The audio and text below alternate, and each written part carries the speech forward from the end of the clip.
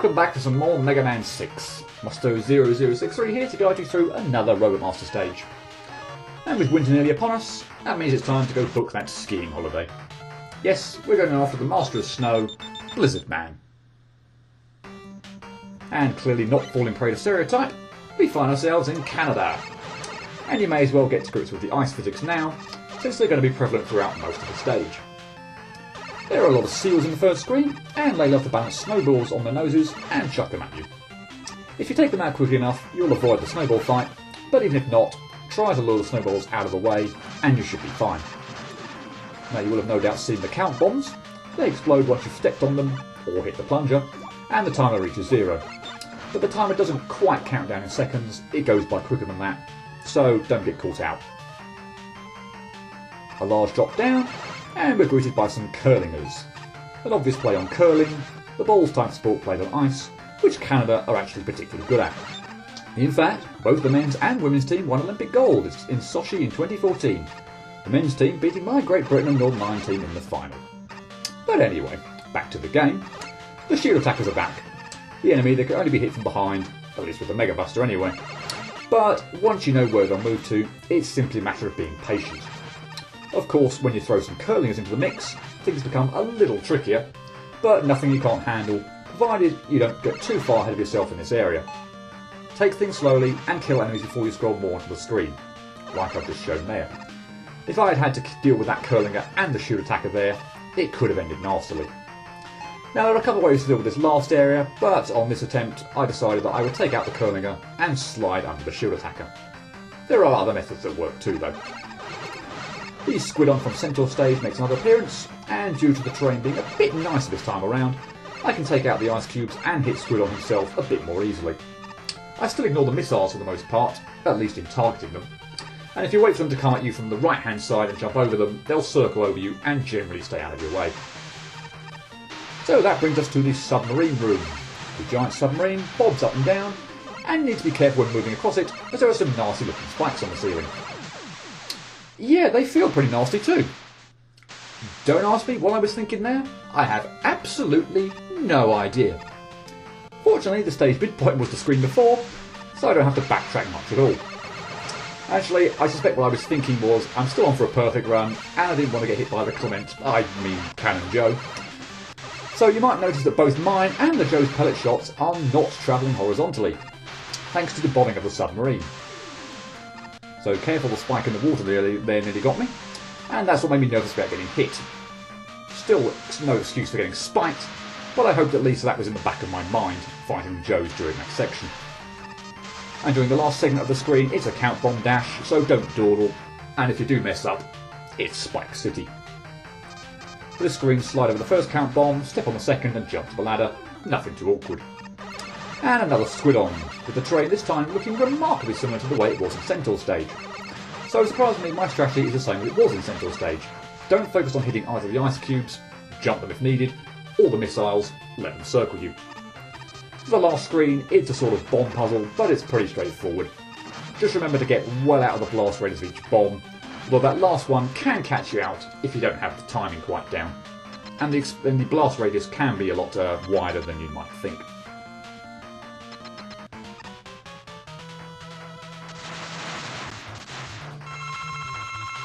Blizzard Man is, as far as I'm aware, the only Robot Master who wears skis. When he's not inching toward you annoyingly in an effort to corner you, he has 2 attacks. His Blizzard attack spawns snowflakes on the screen, which then home in on you. They're not quite random, but they can appear in bloody annoying positions to have to dodge. So your best bet is to stay still until they start to move, and then get out of the way. Typically, I like to stand a little away from the corners, and when the snowflakes start to move, hightail it for those corners. His other attack is to curl into a ball and roll himself at you. He stays curled up until he bounces off the wall and lands on the floor for the second time. In terms of timing, as long as he's far enough away from you, the time to set off on your jump over him is when, having curled into a ball, he lands on the ground. Now we're not quite there yet, but here at the end, I was just so annoyed at having died in the submarine area, and not having taken any other damage throughout the stage, that I just had to get hit the Blizzard Man to make it that little bit less annoying.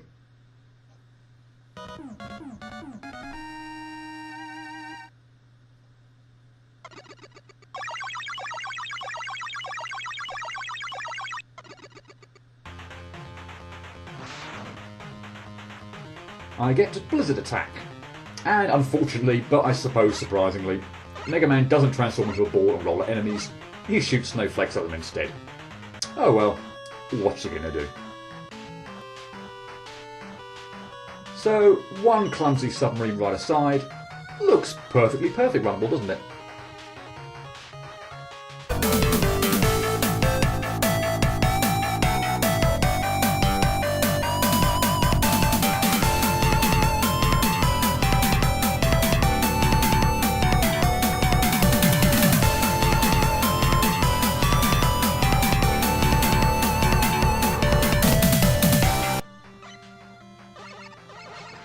Okay, so perfect run time. First thing to stress is that, from my point of view at least, this is a stage that you definitely want to know in advance where enemies are placed and how it's best to avoid them. Also, not jumping too prematurely because I haven't yet defeated the enemy I'm attacking does help too. Now, there were a couple of clumsy mess-ups on this screen with the first snowball seals, caused by not killing the first one quickly enough, with the snowball it chucks at you being difficult to avoid, and being greedy by trying to kill the second one too quickly and jumping into an otherwise easy to avoid snowball. First seal quickly, second seal not quite so quickly, and you should be fine. Now this screen is where a lot of failures occurred, mostly because too many enemies ended up being on screen. Believe me, it'll be a big help to know where enemies are going to appear, and in the case of the shield attackers, how far left and right they move. So you're kind of noticing here that I'm inching rightwards in this section rather than moving a great distance. And as I kind of explained during the Let's Play part, that's so that I don't scroll on any curlingers while the shield attackers are still in the way. And for this last part, I demonstrate a slightly better way to get through than I did in the Let's Play version, again thanks to the inching along technique. Squidon thankfully was just as easy as it was in the Centaur stage, so no outtakes here.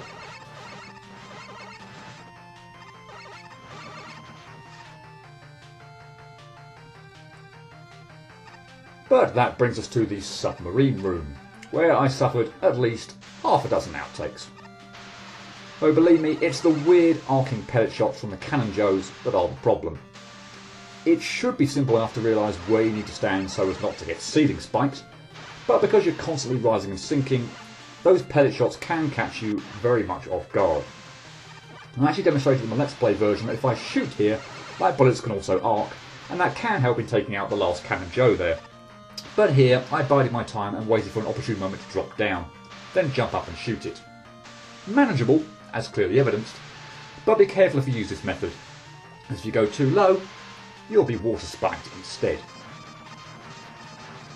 Getting past the submarine signals the end of any stage awkwardness. The bombs jumping segment is no problem, and this screen has nothing to worry about at all. Since I've also always been pretty good at getting a pattern going on Squidon, there were no problems with the second one in this stage. And once he's down, lastly, sorry to disappoint you, no embarrassing screw-ups here on the final bomb puzzle.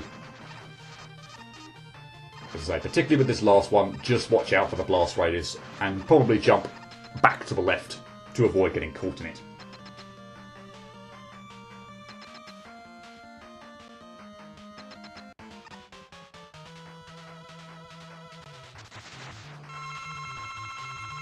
So that brings us to Blizzard Man, who, like I said before, and it will be a common theme with Mega Man 6's Robot Masters, is particularly annoying when he inches towards you and corners you.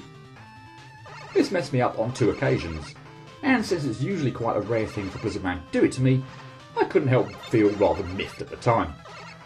Now, as you might notice here, he can on occasion give you a right bugger of a snowflake attack pattern dodge, and that's unfortunately what caused my 3rd outtake on the Robot Master. Ultimately, I think you have to trust a little to luck with this fight, but you don't need a huge dose of it, like when fighting some Mega Man 2 Robot Masters who shall remain nameless.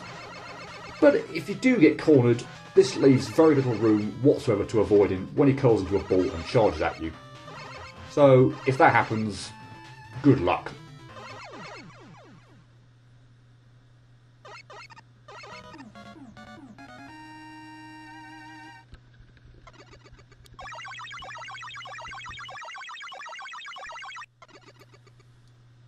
We are halfway done with Mega Man 6. Yay! And I must say, I've yet to encounter a single stage that I would class as straightforward. That really caught me off guard coming off the back of Mega Man 5.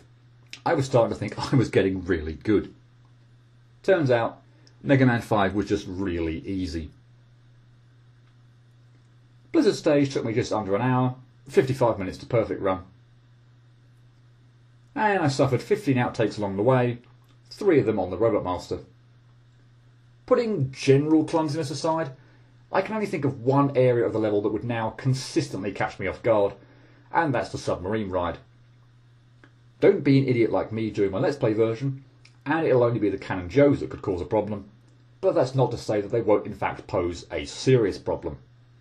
I don't know about you, but arcing pellet shots are always hard for me to predict the exact trajectory of, and even when I can, I find myself on occasion screwed by the submarine being too high so that I have no room to jump a pellet shot without touching a ceiling spike.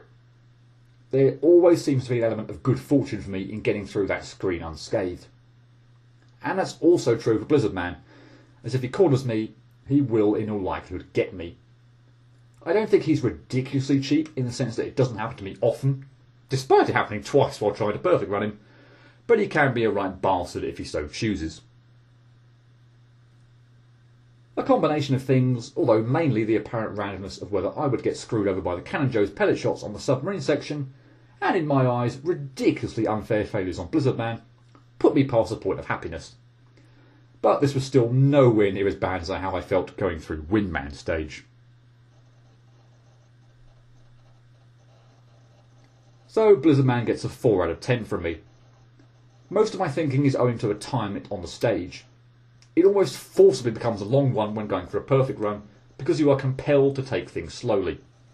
And without anything being overly difficult, there's an awful lot to mess up on in the stage. Though unfortunately I've never been all that good at the submarine section. Blizzard Man can also be especially irritating if he corners you, so you do need that smidgen of good fortune when fighting him. So that's all for this video. Tune in next time to see whether the 5th Robot Master gets me flaming mad. Cheerio.